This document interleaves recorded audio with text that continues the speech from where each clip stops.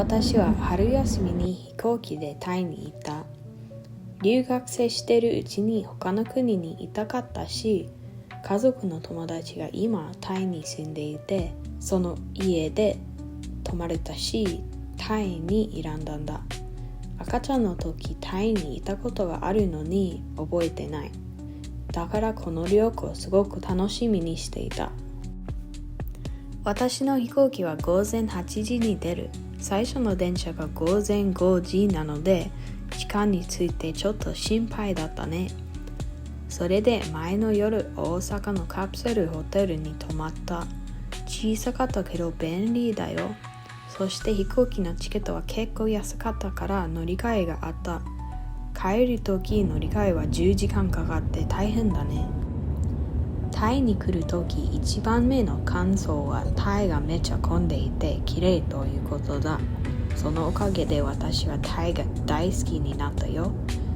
田舎より大都会の方がいいと思う。友達の家に入るときは結構遅くなったので、晩ご飯を食べてすぐ寝たんだよ。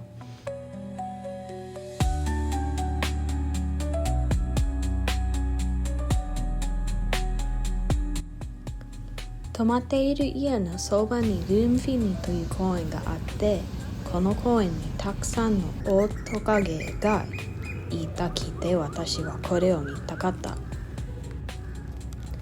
オオトカゲの大きさなんてすごくすぎて信じられなかった。この動物は小さいなゴジラっぽい感じだよね。オオトカゲはタイで守られていて、肉ばかり食べてる。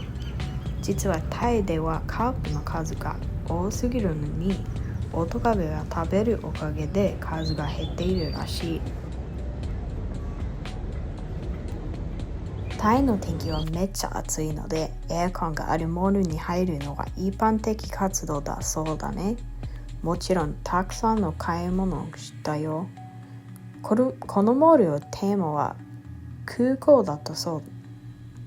各階には違う国のテーマがあった。次の日、人気があるスパで髪と足のトリートメントをしたんだ。要はこの日スパばかりしたよね。楽しくて癒された。タイの交通量は本当に大変なんだ。BTS という新しいスカイトレインがあるのに、一番早い通い方はタクシーバイクで行くことだと思う。時々早すぎる、ちょっと乗るのが怖かったけれども、運転者のバイクで観光するのがめっちゃ楽しかった。私は一人で旅行していたから、新しい友達を作りたかったんだ。アプリで会った女の人が猫カフェに誘ってくれて、なんてびっくりして嬉しかった。この猫は障害があるから立ったり歩いたりできなかったけど、めっちゃ優しかった猫だね。この猫の顔は笑うのをやめられないくらい面白かったんだ。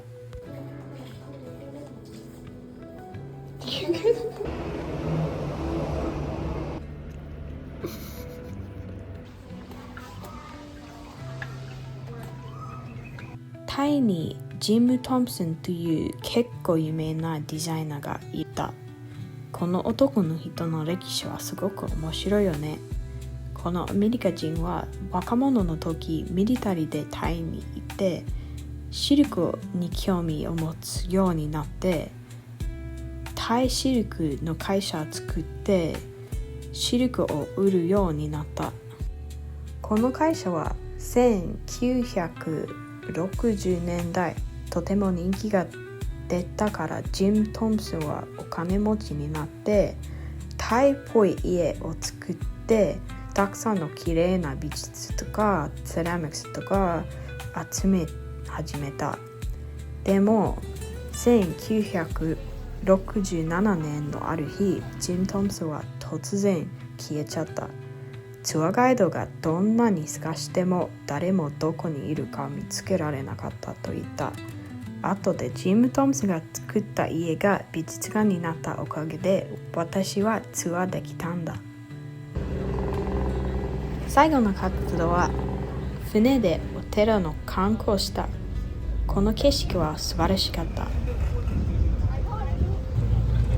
วัดอรุณ